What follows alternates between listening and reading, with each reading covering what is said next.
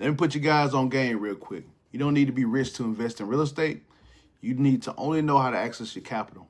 And once you understand these basic principles on how you get access to funding right away, real estate becomes real easy for you guys and a whole lot of your problems be solved. So first thing first, I want to tell you guys that, with Sims Legacy Investing, we're all about family, and we're all about faith, and we're all about finance, financial literacy to be exact, right? Especially when it comes to credit. And when it gets to real estate, because most people think that you got to have 20% down just to get into credit. And a lot of times, a lot of people ain't got the 20%. They just don't have that to kind of start things off. So I want to kind of dive in today. There's the different strategies you can use so that you can actually get into real estate and acquire your first property without putting a large amount of lump sum of money down. Okay. So with that being said, guys, I want you to understand what funding really is. Okay, getting access to capital. Okay, because there's different ways we can go about that. All right, you can use your personal credit, you can use your business credit. I went the personal credit route, and it tanked my score quite a bit. I didn't know that at the time. You know what I'm saying? There's definitely different ways you want to go about it, but you can definitely use that to kind of open the door. Because what's the point of having a great credit score, 800 plus score, when you ain't doing nothing with it to make money? I mean, like, it's a status symbol, or what we really talking about here, right? So you want to make sure that you use your credit to actually put yourself ahead, right? Leverage it the right way. But what funding is access to capital, right? We got business credit cards, we got lines of credits, right? We got personal loans, right? We got merchant cash advances, right? Those different things you can actually use to get access to capital. And I mean, obviously, first you gotta get your credit scores built the right way. If people try to sell you a myth saying you can get access to business credit without having a good credit score, they are lying to you. All right, and if they the only way that you can get access to business credit without having a good credit score is if you got good receipts and a good track record of doing business for multiple years already. You got those statement of returns. You need at least 11 months. No, about 7 months of business track record, P&L statements, business statements of you having income from your invoices of you charging your clients, and there being the steady stream of income. And then the only type of funding that you can get with that is merchant cash advance, which is you can definitely get a large lump sum, but they are weekly payments, right? Sometimes even daily payments, right? At a stupid amount of interest. We're talking 20 plus interest, and higher. Sometimes even 40. I've seen 45%. As high as they will charge you, because they want to make sure they get their money back. Because they don't have. It's not only you. It's not your personal credit. You're not personally guaranteeing it. The business is guaranteeing it, right? So based off the statements that you provided, which can be false or not, So basically, that's what things they look at. I mean, nowadays they have ways to check and make sure it's not false. They got what's that called? Plaid. They use Plaid. They kind of verify the bank statements with the bank itself. But they need to see those type of things before they actually will lend you out the money. Okay, another way to get access capital is with your personal, right? Obviously, you have a good credit score. We're talking like 700 plus. And you need to be built out the right way with a certain amount of time limit that you've had your credit, and a certain amount of accounts you got to have on your credit too, right? It's got to be structured properly for you to be actually get access to the capital on the personal side and on the business side. So if you're good on the personal side, then you can actually translate that to the business side by having a business, a LLC or a S corporation or C corporation or whatever organization you filed, and make sure that it's filed the right way and structured the right way. You have the business address, you got the you got your you got your website set up, you got your bank account set up, and those type of things that they want you to have before you go to the bank and try to open up a bank account. Okay, or trust your property. And then once that's done, and they can verify you right online and everything, then you can start applying for business credit cards. Right, and some good ones I like are American Express. And I like going to your own personal bank that you're using, your regional bank, a local bank, and national banks. Okay, so those are some good ones, and the credit unions are top tier, right? As long as you got, and you want these are most of them are relationship based. So make sure you got a few accounts open up with them first, previously, before you even start applying for that card. Because the more products that you have with that bank, the more favorable you are with them, because they see you doing business with them more ways than one. Okay. Next point I want to hit on is your business foundation, right? And let's make sure that you got your LLC properly set up. Now, we talked about business bank accounts. We talked about your business address, EIN number. That's important to have as well. Okay.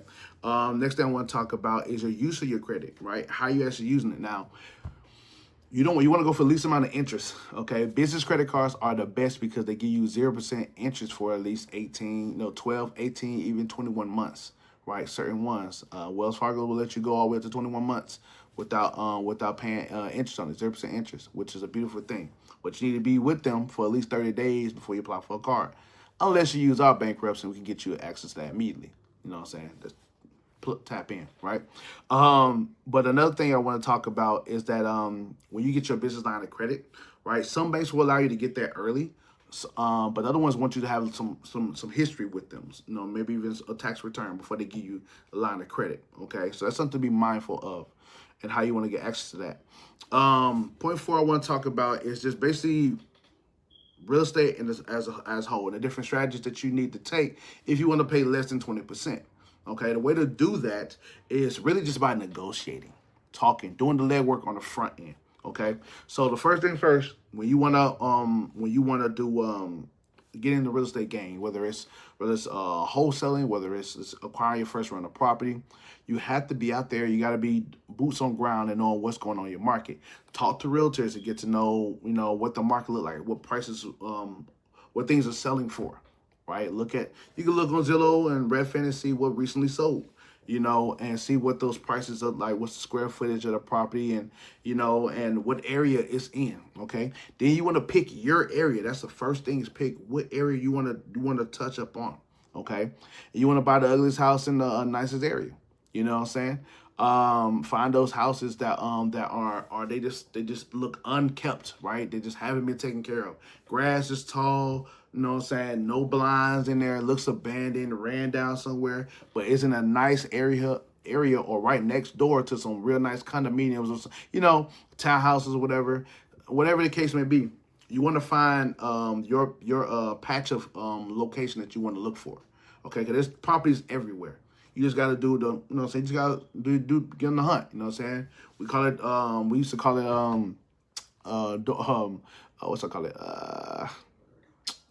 Bird dogging. Yeah, that's the word I was looking for, bird dogging. And you just go on the hunt to go find those properties, right? So that's the first thing to do. Find your patch of area that you want to search in your city, right? Make it somewhere within driving distance, guys. Do not try to go no hour away, 2 hours away to go find a deal. Nah, you're going to eat your gas up, right? Because don't expect to find a deal like that. There's so many people in real estate right now. Deals are slimmer. It is what it is, depending on the market, okay? So pick somewhere local, closer to you, somewhere that you can catch a quick drive to. We call it driving for dollars.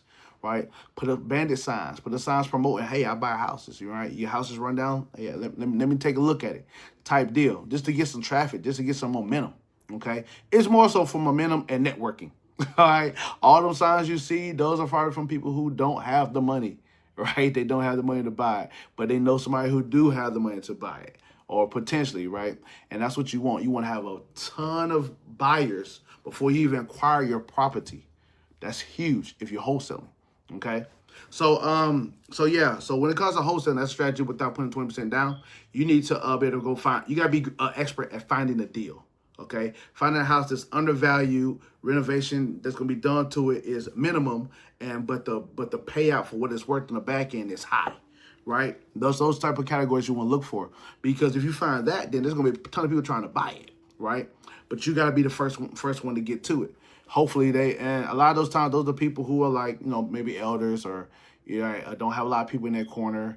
Not a lot of people they're talking to, they're kind of loners, you know what I'm saying, or they're hoarders or whatever the case would be. So they're not looking at the realtors or putting things on the market. They're just kind of sitting there doing what they think, or they live out of state. A lot of properties I found was out of state owners, right? They lived in Hawaii or they was military and they just wasn't keeping up the property, and then they just paid the property tax on it, or they paid the mortgage on it and kept it pushing. I thought it was crazy amount of time for spending money, but that's what they was doing, right? So you never know what type of situation it is. So the very first thing you need to do is pick your market, okay? After you pick your market, walk your market. Find out what's going on in the area. Find out what houses are worth in that particular area, so you know what you're going to get on the back end after renovations are done. And then get to know the construction people, get to know construction, go to construction sites, talk to people in different facets, talk to electricians, talk to plumbers, talk to drywall guys, talk to roofers, talk to every single person, the ones who got their own business or what they're doing on the side, right? Because the ones who doing it on the side, they ain't licensed, but they cheaper.